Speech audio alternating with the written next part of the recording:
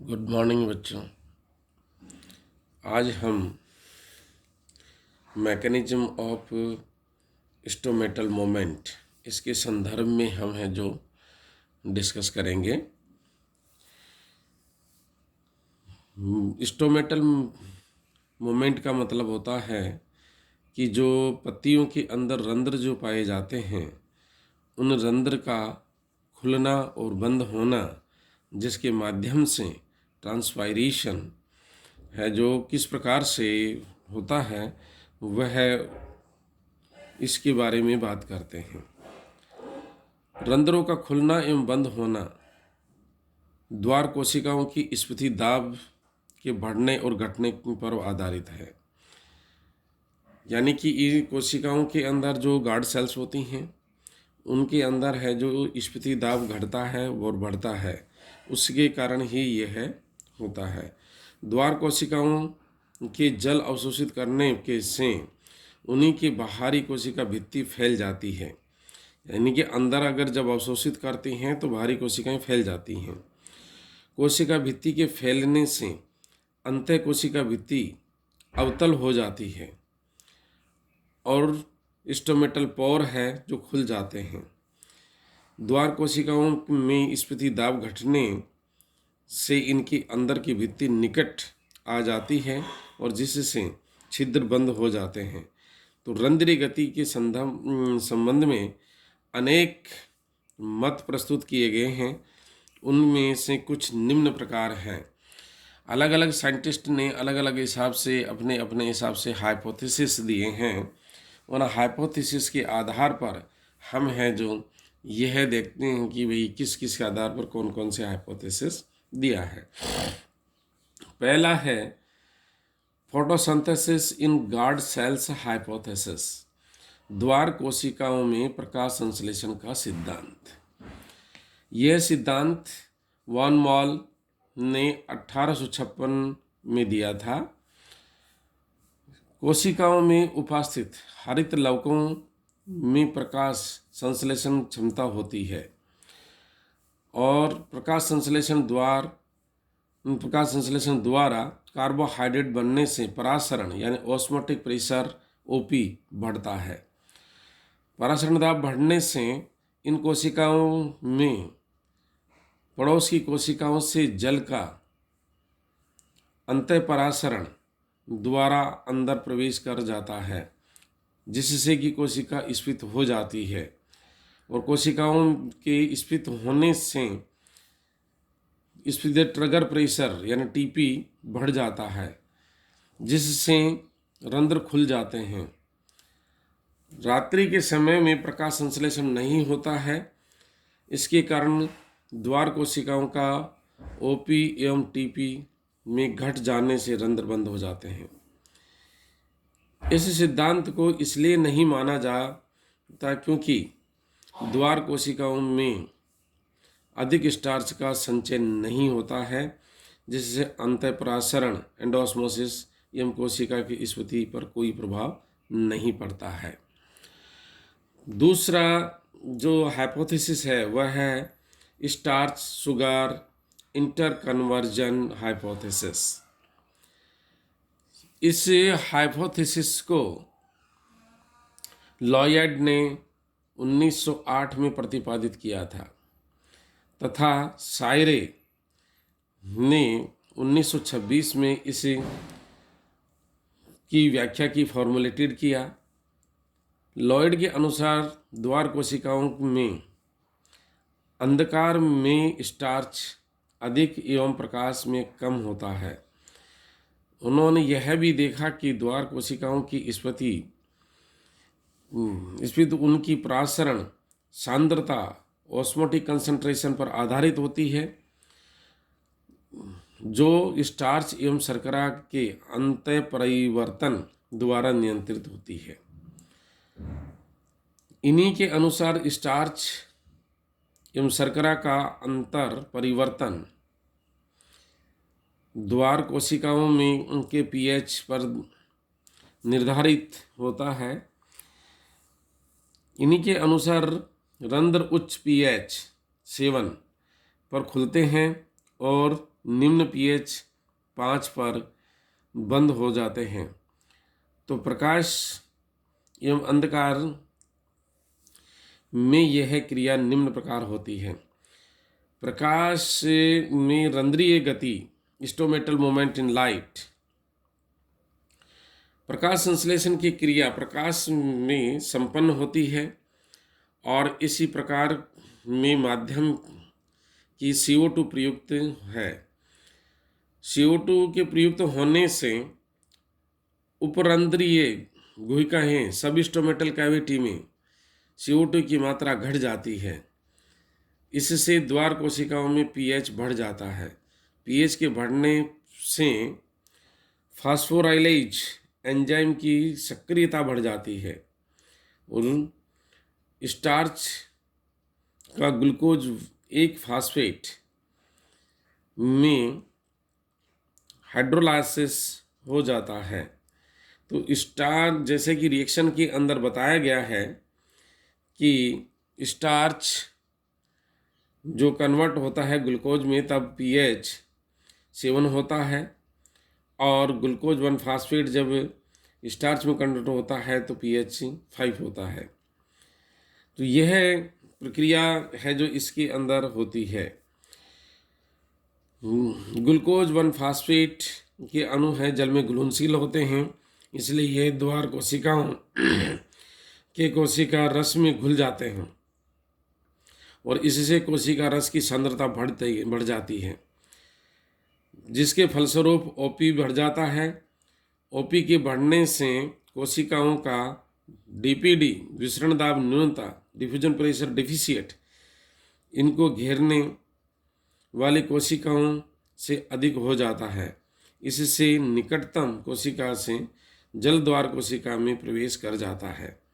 द्वार कोशिकाएं स्फीति होती हैं तथा रंध्र खुल जाते हैं। दूसरा है अंधकार में रंध्रीय गति, स्टोमेटल मोमेंट इन डार्क। इन्हीं के अनुसार प्रकाश संश्लेषण अंधकार में नहीं होता है और जिससे कि श्वसन द्वारा त्यागी गई CO2 अंतर कोशिकाएं स्थानों में एकत्रित हो जाती है और इससे उपरंध्रीय गुहिका में CO2 का स्तर बढ़ जाता है। CO2 के बढ़ने से द्वार कोशिकाओं में हाइड्रोजन आयन की सांद्रता के बढ़ने से उनकी अम्लता बढ़ जाती है। जैसा कि रिएक्शन में बताया है, CO2 प्लस H2O जो कि H2CO3 में, और ये H2CO3 है जो हाइड्रोजन आयन और कार्बनिक आयन के अंदर बढ़ जाता है। हाइड्रोजन आयन की सांद्रता के कारण कोशिका रस की pH घट जाती है और कम pH पर ग्लूकोज 1 फास्फेट स्टार्च में परिवर्तित हो जाता है। ज़्यादा यह स्टार्च कण जल में अघुलनशील होता है और इससे कोशिका रस तनु हो जाता है, यानी कि कंसंट्रेशन कम हो जाती है और इसी की वजह से OP, ऑस्मोटिक प्रेशर घट जाता है, जिसके फलस्वरूप DPD भी घट जाता है। परिणाम स्वरूप जल द्वार कोशिकाओं से निकल करके उन्हीं के निकट की कोशिकाओं में DPD प्रवणता के कारण प्रवेश कर जाता है। इससे द्वार कोशिकाएं फ्लैसिड हो जाती हैं और जिससे रंध्र बंद हो जाते हैं। सायरे के इस सिद्धांत की स्टीवार्ड ने आलोचना की और बताया कि ग्लूकोज 1 फास्फेट से परासरण दाब में कोई परिवर्तन नहीं आता है, जो कि रंध्र के खुलने को प्रेरित करें। रंध्र के बंद होने के लिए ATP की आवश्यकता होती है, जो कि श्वसन से प्राप्त होती है।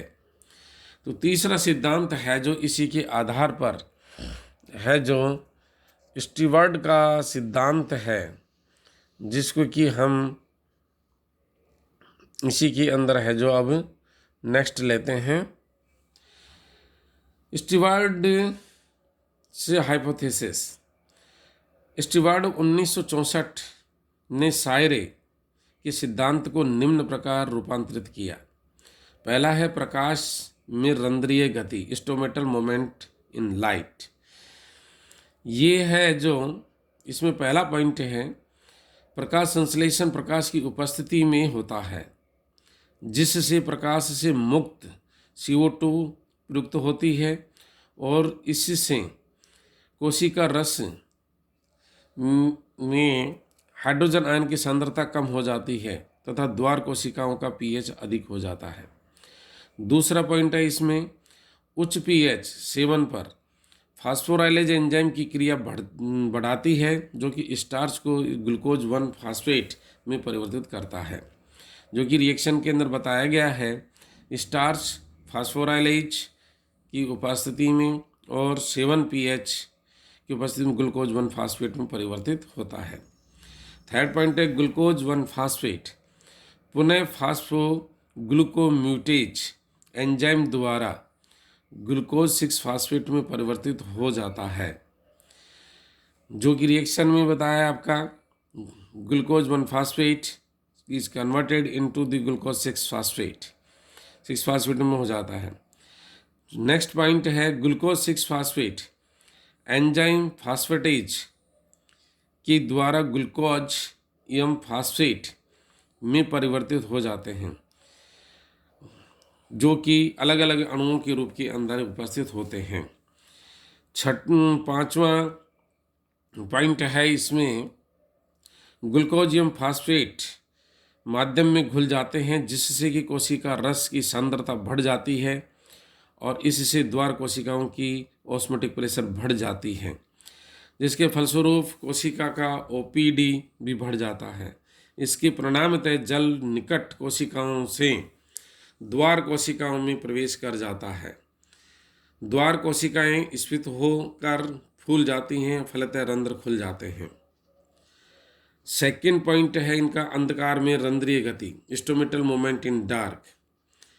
इसमें अंधकार में प्रकाश संश्लेषण नहीं होता, उपरंध्रीय गुहिका में श्वसनीय CO2 का स्तर बढ़ जाता है और इससे द्वार कोशिकाओं में pH कम हो जाता है। इसी का दूसरा पॉइंट है, अब ग्लूकोज अणु हेक्सोकाइनेज की उपस्थिति में ATP का उपयोग कर ग्लूकोज 1 फास्फेट में परिवर्तित होते हैं। जैसा कि रिएक्शन के अंदर आपको बताया गया है, इसी में glucose plus ATP plus hexokinase की उपस्थिति में ग्लूकोज 1 फास्फेट प्लस ADP में परिवर्तित हो गया है। जब ADP में परिवर्तित हो गया है तो यह है जो नेक्स्ट है, फास्फोराइलेज की उपस्थिति में ग्लूकोज 1 फास्फेट के अणु स्टार्च उत्पन्न करते हैं, स्टार्च उत्पन्न करते हैं। इसी में ग्लूकोज 1 फास्फेट और स्टार्च होते हैं। स्टार्च संश्लेषण से कोशिका रस तनु हो जाता है और इससे कोशिका का रस OP या ऑस्मोटिक प्रेशर तथा DPD घट जाते हैं और द्वार कोशिकाएं से जल निकट कोशिकाओं में चले जाते हैं। द्वार कोशिकाओं के स्लत हो जाने से रंध्र बंद हो जाते हैं। इसकी आलोचना है जो यानी कि यह की गई है कि स्टार्च शर्करा अंतर परिवर्तन एक धीमी प्रक्रिया है जो तीव्र रंध्र गति के लिए कारण नहीं हो सकती है।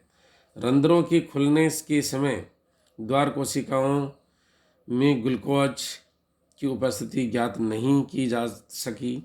कभी कभी स्टार्च शर्करा के स्थान पर मौलिक अम्ल में परिवर्तित हो जाती हैं। प्याज में रंध्रीय गति के समय स्टार्च नहीं पाई जाती।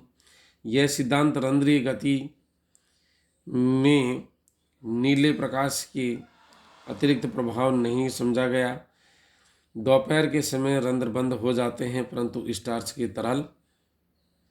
तल में कोई अंतर नहीं आता है। यह है जो आपको stomatal moment in dark reactions और इसके अंदर है जो रहता है।